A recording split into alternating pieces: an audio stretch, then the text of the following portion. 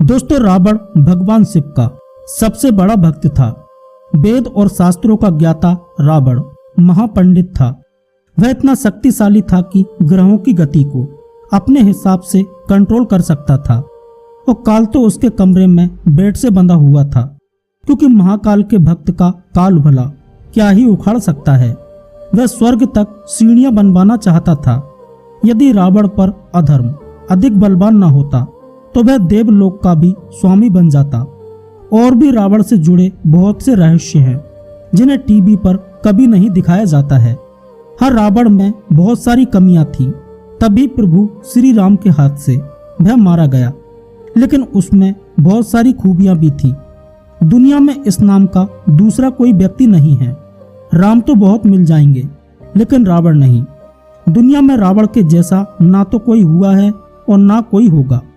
रावण जैसा तो केवल रावण ही है। दोस्तों, आज के इस वीडियो में मैं आपको रावण से जुड़े ऐसे रहस्यों को बताऊंगा जिन्हें जानने के बाद आप चौंकने वाले हैं। इसलिए चैनल पर न्यू आए हो तो प्लीज चैनल को सब्सक्राइब करके साथ में घंटी वाला बेल आइकन जरूर दबा दें, तभी आपको न्यू वीडियो का नोटिफिकेशन मिल पाएगा। तो चलिए दोस्तों, बिना टाइम को वेस्ट किए वीडियो को स्टार्ट करते हैं। नंबर 1। दोस्तों, रावण हर समय खोज और आविष्कार को ही महत्व देता था। वह नए नए अस्त्र शस्त्र और यंत्र बनवाता रहता था। कहते हैं कि वह स्वर्ग तक सीढ़ियां भी बनवाना चाहता था। वह स्वर्ण में भी सुगंध उत्पन्न करना चाहता था। मदिरा से दुर्गंध खत्म करना चाहता था। समुद्र के खारे पानी को मीठे पानी में बदलना चाहता था। और वो चाहता था कि सभी लोग गोरे हों, कोई भी काला ना हो, तथा खून का रंग भी सफेद हो। साथ ही वह एक ऐसा विमान या यंत्र बनाना चाहता था जो समय से भी तेज चले, यानी कि टाइम ट्रेवल मशीन। रावण की वेधशाला में तरह तरह के आविष्कार होते थे। रावण की सेना में अस्त्र शस्त्र या यंत्र बनाने वाले एक से एक वैज्ञानिक मौजूद थे, जैसे शुक्राचार्य, भार्गव, शंभुक, कुंभकर्ण और वज्रज्वाला। उन्होंने मिलकर ही दारू पंच अस्त्र, सूर्यहास खड्ग, मकर मुख, आशी विषमुख, बारह मुख जैसे विध्वंसकारी अस्त्रों का निर्माण किया था। खुद रावण ने उसकी वेधशाला में दिव्य रथ का निर्माण किया था। कुंभकर्ण अपनी पत्नी वज्रज्वाला के साथ अपनी प्रयोगशाला में तरह तरह के अस्त्र शस्त्र और यंत्र बनाने में ही लगे रहते थे, जिसके चलते उनको खाने पीने की भी सुध नहीं रहती थी। इस कला में रावण की पत्नी धान्य मालिनी भी पारंगत थी। और माना जाता है कि रावण की पहली पत्नी मंदोदरी ने ही शतरंज का आविष्कार किया था। रावण के पास वायुसेना भी थी। कहते हैं कि उसान घोड़ा गुरुलोपो था, तोतु पोला कंदा और बारिया पोला नामक उसके हवाई अड्डे थे, और पुष्पक नामक उसके पास एक विमान भी था। रामायण के अनुसार रावण के पास वायुयानों के साथ ही कई समुद्र जलपोत भी थे। रामायण में केवट प्रसंग से यह सिद्ध होता है कि साधारण मनुष्य के पास नाव थी, तो रावण के पास जलपोत होना स्वाभाविक है। लंका में यांत्रिक सेतु, यांत्रिक कपाट और ऐसे चबूतरे भी थे जो बटन दबाने से ऊपर नीचे होते थे। ये चबूतरे संभवतः लिफ्ट थे। रावण के पास पुष्पक विमान था, जिसे उसने उसके भाई कुबेर से हड़प लिया था। यह विमान मन की गति से चलता था तथा यह चंद मिनटों में ही एक स्थान से दूसरे स्थान पर पहुंच जाता था। इसे इच्छा के अनुसार छोटा या बड़ा किया जा सकता था तथा इसमें कई सारे लोग एक साथ एक स्थान से दूसरे स्थान पर जा सकते थे। नंबर 2। दोस्तों, रावण को महिलाओं में बहुत रस था। रावण की पहली पत्नी का नाम मंदोदरी था, जो कि राक्षस राज मयासुर की पुत्री थी। दूसरी का नाम धन्य मालिनी था और तीसरी का नाम अज्ञात है। ऐसा भी कहा जाता है कि रावण ने उसकी तीसरी पत्नी की हत्या कर दी थी। रावण ने अपनी पत्नी की बड़ी बहन माया पर भी वासना युक्त नजर रखी थी। इसके अलावा रावण ने विष्णु भक्त तपस्विनी वेदवती का शील भंग करने का प्रयास किया था, जिसके चलते उन्होंने अपनी देह त्याग दी थी और रावण को शाप दिया था कि एक स्त्री के कारण ही तेरी मृत्यु होगी। मान्यताओं के अनुसार उसी युवती ने सीता के रूप में जन्म लिया था। वाल्मीकि रामायण के अनुसार विश्व विजय करने के लिए जब रावण स्वर्ग लोक पहुंचा तो उसे वहां रंभा नाम की अप्सरा दिखाई दी। कामातुर होकर उसने रंभा को पकड़ लिया। तब अप्सरा रंभा ने कहा कि आप मुझे इस तरह से स्पर्श ना करें, मैं आपके बड़े भाई कुबेर के बेटे नल कुबेर के लिए आरक्षित हूँ, इसलिए मैं आपकी पुत्र वधू के समान हूँ। लेकिन रावण ने उसकी बात नहीं मानी और रंभा से दुराचार किया। यह बात जब नल कुबेर को पता चली तो उसने रावण को शाप दिया कि आज के बाद रावण बिना किसी स्त्री की इच्छा के उसको स्पर्श नहीं कर पाएगा, और यदि वह ऐसा करेगा तो उसका मस्तक 100 टुकड़ों में बट जाएगा और उसकी तुरंत ही मृत्यु हो जाएगी। इसलिए उसने माता सीता को छुआ तक नहीं था। नंबर 3, दोस्तों, रावण अपने युग का प्रकांड पंडित ही नहीं, वैज्ञानिक भी था। आयुर्वेद, तंत्र और ज्योतिष के क्षेत्र में उसका योगदान महत्वपूर्ण है। इंद्रजाल जैसी अथर्ववेद मूलक विद्या का रावण ने ही अनुसंधान किया था। उसके पास सुषेण जैसे वेद थे जो देश विदेश में पाई जाने वाली जीवन रक्षक औषधियों की जानकारी स्थान, गुणधर्म आदि के अनुसार रखते थे। रावण की आज्ञा से ही सुषेण वेद ने मूर्छित लक्ष्मण की जान बचाई थी। रावण ने ही शिव तांडव स्तोत्र, रावण संहिता, 10 शतकात्मक अर्क प्रकाश, 10 पटलात्मक उड्डीस तंत्र, कुमार तंत्र, नाड़ी परीक्षा नामक ग्रंथ लिखे थे। यह भी कहते हैं कि रावण ने ही अरुण संहिता, अंक प्रकाश, इंद्रजाल, प्राकृत कामधेनु, प्राकृत लंकेश्वर और रावणियम आदि पुस्तकों की रचना भी की थी। कहते हैं कि रावण ने सभी की रक्षा करने के लिए रक्ष संस्कृति की स्थापना की थी। रावण ने असंगठित राक्षस समाज को एकत्रित करने के लिए, उनके कल्याण के लिए कई कार्य किए थे। यह भी माना जाता है कि उसके राज्य में प्रजा बहुत खुशी और समृद्ध थी और वह उनकी भलाई के लिए अच्छे अच्छे कार्य करता रहता था। सभी नियमों के साथ चलते थे और किसी में भी किसी भी प्रकार का अपराध करने की हिम्मत नहीं होती थी। यह भी कहा जाता है कि जब राम वानरों की सेना लेकर समुद्र तट पर पहुंचे तब राम रामेश्वरम के पास गए और वहां उन्होंने विजय यज्ञ की तैयारी की। उसकी पूर्ण आहुति के लिए देवताओं के गुरु बृहस्पति को बुलावा भेजा गया, मगर उन्होंने आने में अपनी असमर्थता व्यक्त की। अब सोच विचार होने लगा कि किस पंडित को बुलाया जाए ताकि विजय यज्ञ पूर्ण हो सके, क्योंकि उस यज्ञ को कोई महापंडित ही संपन्न करा सकता था। तब प्रभु राम ने सुग्रीव से कहा कि तुम लंकापति रावण के पास जाओ। सभी आश्चर्यचकित थे, किंतु सुग्रीव प्रभु राम के आदेश से लंकापति रावण के पास गए। रावण यज्ञ पूर्ण करने के लिए आने को तैयार हो गया और कहा कि तुम तैयारी करो, मैं समय पर आ जाऊंगा। रावण पुष्पक विमान में माता सीता को साथ लेकर आया और सीता को राम के पास बैठने को कहा। फिर रावण ने यज्ञ पूर्ण किया और राम को विजय होने का आशीर्वाद दिया। फिर रावण सीता को लेकर लंका चला गया। लोगों ने पूछा कि आपने राम को विजय होने का आशीर्वाद क्यों दिया? तब रावण ने कहा कि महापंडित रावण ने यह आशीर्वाद दिया है, राजा रावण ने नहीं। और दोस्तों, मान्यताओं के अनुसार रावण जिस समय मरणासन अवस्था में था तब भगवान राम ने लक्ष्मण से कहा कि इस संसार से नीति, राजनीति और शक्ति का महान पंडित विदा ले रहा है। तुम उसके पास जाओ और उससे जीवन की कुछ ऐसी शिक्षा ले लो जो और कोई नहीं दे सकता।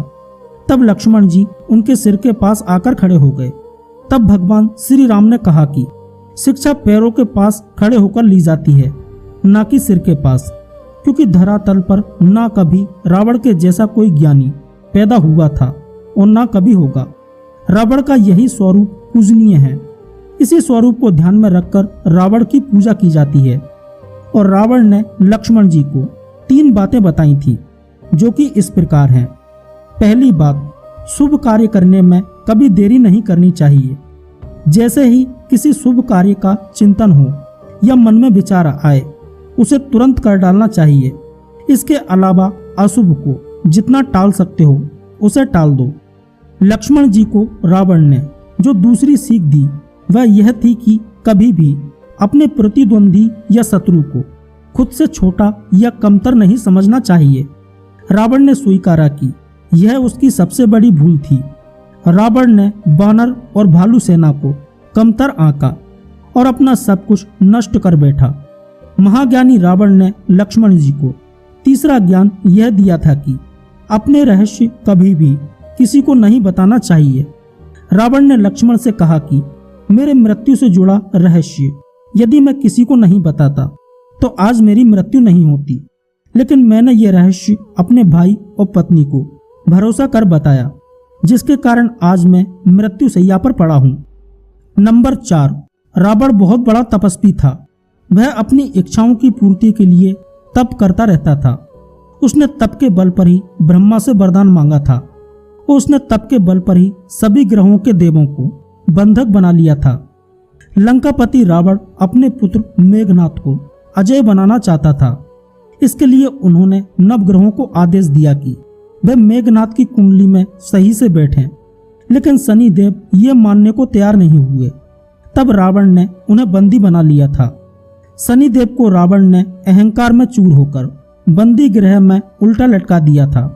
बाद में हनुमान जी ने वहां से शनिदेव को मुक्त कराया था। और दोस्तों, एक बार रावण अपने पुष्पक विमान से यात्रा कर रहा था तो रास्ते में एक वन क्षेत्र से गुजर रहा था। उस क्षेत्र के पहाड़ पर शिव जी ध्यान मग्न बैठे हुए थे। शिव के गण नंदी ने रावण को रोकते हुए कहा कि इधर से गुजरना सभी के लिए निषिद्ध कर दिया गया है, क्योंकि भगवान तप में मग्न है। रावण को यह सुनकर क्रोध उत्पन्न हुआ। उसने अपना विमान नीचे उतारकर नंदी के समक्ष खड़े होकर नंदी का अपमान किया और फिर जिस पर्वत पर शिव विराजमान थे उसे उठाकर ले जाने का प्रयास करने लगा। यह देख शिव ने अपने अंगूठे से पर्वत को दबा दिया, जिस कारण रावण का हाथ भी दब गया। और फिर वह शिव से प्रार्थना करने लगा कि मुझे मुक्त कर दें। इस घटना के बाद वह शिव का भक्त बन गया। उसके द्वारा की गई क्षमा याचना शिव तांडव स्तोत्र कहलाई। रावण तंत्र और मंत्रों की शक्ति को भली भांति जानता था। नंबर 5, दोस्तों, रावण के जन्म की कहानी भी बड़ी ही रोचक है। देव और दैत्य आपस में सौतेले भाई थे और निरंतर झगड़ते आ रहे थे। महर्षि कश्यप की पत्नी अदिति से देव और दीति से दैत्य जन्म लिए। दीति की गलत शिक्षाओं का नतीजा और अदिति के पुत्रों से अपने संतान को आगे बढ़ाने की होड़ में दैत्य गलत दिशा में चले गए और देवताओं के कट्टर शत्रु बन गए। युगों तक लड़ते रहे। कभी दैत्य तो कभी देवताओं का पलड़ा भारी रहता। दोनों देव और दानव तपस्या करते थे, दान पुण्य आदि श्रेष्ठ कर्म करते थे। कभी ब्रह्मा जी से तो कभी महादेव से वर प्राप्त करते थे और फिर एक ही काम, एक दूसरे को नीचा दिखाना। निरंतर लड़ाई झगड़े से देवता दुखी हो गए। इसके बाद देवता लोग अमृत के लिए समुद्र मंथन करते हैं, जिससे वह अमृत पीकर अमर हो जाते हैं। इसके बाद देवताओं का पलड़ा दानवों पर भारी पड़ने लगता है। दानव परेशान होकर उनके गुरु के पास गए और पूछा कि गुरुवर, हम कैसे देवताओं को हरा सकते हैं। तब उनके गुरु ने कहा कि देवता अमृत पान कर चुके हैं और उन्हें हराना बहुत कठिन है और इसका एक ही उपाय है। अगर श्रेष्ठ ब्राह्मण का तेजस्वी पुत्र आपको सहायता करे तो देवताओं को हराया जा सकता है। इसके बाद सभी राक्षसों ने सोच विचार कर राक्षस राज सुमाली की कन्या केकसी का विवाह महर्षि पुलस्त्य के पुत्र विश्रवा के साथ कराया। उन्हीं से रावण, कुंभकर्ण, विभीषण तथा शूर्पणखा का जन्म हुआ। चूंकि रावण के पिता एक ब्राह्मण थे, इसलिए वह बहुत ज्ञानी हुआ और उसकी माता एक राक्षसी थी, इसलिए वह बहुत शक्तिशाली भी था। जब रावण का जन्म हुआ था तब इसका रूप बड़ा भयानक था, इसलिए उसके पिता विश्रवा ने देखने से मना कर दिया था। इसके बाद सभी असुरों ने रावण को अपना राजा बनाया और एक बार फिर से असुरों का पलड़ा भारी पड़ने लगा। नंबर 6, रावण कवि, संगीतज्ञ, वेदज्ञ होने के साथ साथ ही आयुर्वेद का भी जानकार था। रावण को रसायनों का भी अच्छा खासा ज्ञान था। माना जाता है कि रसायन शास्त्र के इस ज्ञान के बल पर ही उसने कई अचूक शक्तियां हासिल की थीं और उसने इन शक्तियों के बल पर अनेक चमत्कारिक कार्य संपन्न कराए। हर व्यक्ति को जड़ी बूटी और आयुर्वेद का ज्ञान रखना चाहिए, क्योंकि जीवन में इसकी उपयोगिता बहुत होती है। रावण हत्था एक भारतीय वाद्य यंत्र है। यह प्रमुख रूप से राजस्थान और गुजरात में बजाया जाता है। रावण ने इसका आविष्कार किया था। रावण के नाम पर ही इसे रावण हत्था या रावण हस्त वीणा कहा जाता है। कुछ जानकार इसे वायलिन का पूर्वज भी बताते हैं। इसे बाद में सारंगी के रूप में विकसित किया गया। रावण ने इससे ब्रह्मा जी को प्रसन्न करके कई शक्तियां प्राप्त की थी। नंबर 7, ऐसा माना जाता है कि रेगला के जंगलों के बीच एक विशालकाय पहाड़ी पर रावण की गुफा है, जहां उसने घोर तपस्या की थी। उसी गुफा में आज भी रावण का शव सुरक्षित रखा हुआ है। रेगला के घने जंगलों और गुफाओं में कोई नहीं जाता है, क्योंकि यहाँ जंगली और खूंखार जानवरों का बसेरा है। रेगला के इलाके में रावण की यह गुफा 8000 फुट की ऊंचाई पर स्थित है, जहां 17 फुट लंबे ताबूत में रखा है रावण का शव। इस ताबूत को खास तरह की जड़ी बूटियों से लेप करके मम्मी बनाकर रखा गया है, जिसके कारण यह ताबूत हजारों सालों से जस का तस रखा हुआ है। इस जगह पर कोई भी नहीं जाता है। कहते हैं कि यहाँ पर जो भी जाता है वह या तो वापस नहीं आता या फिर उसका दिमाग भ्रमित हो जाता है। ऐसा भी माना जाता है कि इस ताबूत के नीचे रावण का बेशकीमती खजाना छुपा हुआ है। कहते हैं कि रावण की मृत्यु के बाद उसके अंतिम संस्कार की जिम्मेदारी विभीषण को सौंपी गई थी, लेकिन लंका की राजगद्दी संभालने की जल्दी में विभीषण ने रावण के शव को वैसा ही छोड़ दिया था, जिसके बाद रावण के शव को नागकुल के लोग अपने साथ ले गए।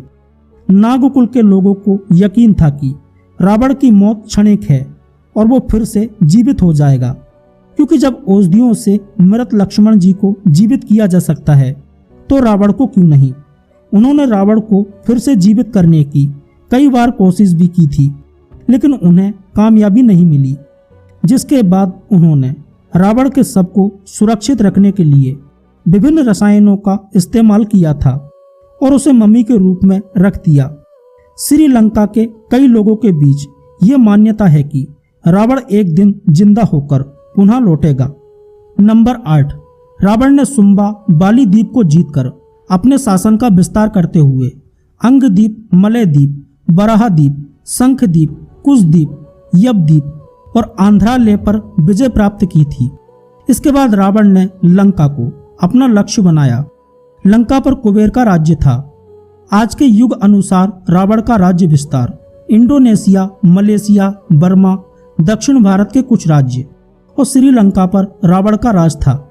दरअसल माली, सुमाली और माल्यवान नामक 3 दैत्यों द्वारा त्रिकुट सुवेल पर्वत पर बसाई गई लंकापुरी को देवों और यक्षों ने जीतकर कुबेर को लंकापति बना दिया था। रावण की माता कैकसी सुमाली की पुत्री थी। अपने नाना के उकसाने पर रावण ने अपनी सौतेली माता इलबिल्ला के पुत्र कुबेर से युद्ध की ठानी, परंतु पिता ने लंका रावण को दिला दी तथा कुबेर को कैलाश पर्वत के आसपास के तिरबिष्टप अर्थात तिब्बत क्षेत्र में रहने के लिए कह दिया। इसी तारतम्य में रावण ने कुबेर का पुष्पक विमान भी छीन लिया था। नंबर 9, आचार्य चतुर्सेन द्वारा रचित बहुचर्चित उपन्यास वयम रक्षामः तथा पंडित मदन मोहन शर्मा शाही द्वारा 3 खंडों में रचित उपन्यास लंकेश्वर के अनुसार रावण शिव का परम भक्त, यम और सूर्य तक को अपना प्रताप झेलने के लिए विवश कर देने वाला, प्रकांड विद्वान, सभी जातियों को समान मानते हुए भेदभाव रहित समाज की स्थापना करने वाला था। सुरों के खिलाफ असुरों की ओर से रावण ने आर्यों की भोग विलास वाली यक्ष संस्कृति से अलग सभी की रक्षा करने के लिए रक्ष संस्कृति की स्थापना की थी। यही राक्षस थे। महाज्ञानी रावण कई चीजों में पारंगत था। ज्योतिष शास्त्र में भी उसे महारथ हासिल थी। तंत्र शास्त्र का भी वह महाज्ञाता था। इसी वजह से जो भी दशानन के संपर्क में आता था वह सहसा ही उस पर मोहित हो जाता था ये बहुत कम लोगों को पता होगा कि रावण का प्रभाव उसकी तांत्रिक साधना के बल पर था। रावण कई ऐसे उपाय भी करता था जिससे जो भी सामान्य इंसान उसे देखता था वह आकर्षित हो जाता था। रावण ये भली भांति जानता था कि मंत्रों में बेहद शक्ति होती है। मंत्र जाप से ही रावण ने भगवान शिव को प्रसन्न कर लिया था। कहते हैं कि रावण भगवान शिव का परम भक्त होने के साथ ही महान तांत्रिक और ज्योतिषी भी था। रावण संहिता में रावण की तंत्र विद्या और ज्योतिष का सार मिलता है। इसमें रावण ने जहां कई ज्योतिषीय रहस्य खोले हैं, वहीं कुछ ऐसे उपाय भी बताए हैं जिनसे आपकी किस्मत के ताले खुल सकते हैं। रावण ने अपनी प्रजा के लिए बहुत अच्छे कार्य भी किए थे। उसके उन्हीं अच्छे कार्यों के कारण रावण की श्रीलंका तथा भारत के कई इलाकों में आज भी पूजा की जाती है। नंबर 10। दोस्तों, रावण के 10 सिर नहीं थे, किंतु वह 10 सिर होने का भ्रम पैदा कर देता था। इसी कारण लोग उसे दशानन कहते थे। जैन शास्त्रों में उल्लेख मिलता है कि रावण के गले में बड़ी बड़ी गोलाकार 9 मणियां होती थी। उक्त 9 मणियों में उसका सिर दिखाई देता था, जिसके कारण उसके 10 सिर होने का भ्रम होता था। रामायण में वाल्मीकि जी ने रावण के लिए अनेक शब्दों का प्रयोग किया है, जैसे रावण, लंकेश, लंकेश्वर, दशानन, 10 ग्रीव, शंखधर, राक्षस सिंह, रक्षपति, राक्षस दीपम, राक्षसाधिकम, राक्षेश्वर, लंकेश, लंकेश्वर। कुछ गिनती के स्थानों पर ही वाल्मीकि ने रावण के लिए 10 सिर सूचक दशानन, दशाग्रीव या 10 कंधर जैसे शब्दों का प्रयोग किया है। जहां ये प्रयोग किया जाता है वहां पाते हैं कि रावण अपने प्रमुख 9 मंत्रियों से घिरा हुआ बैठा है।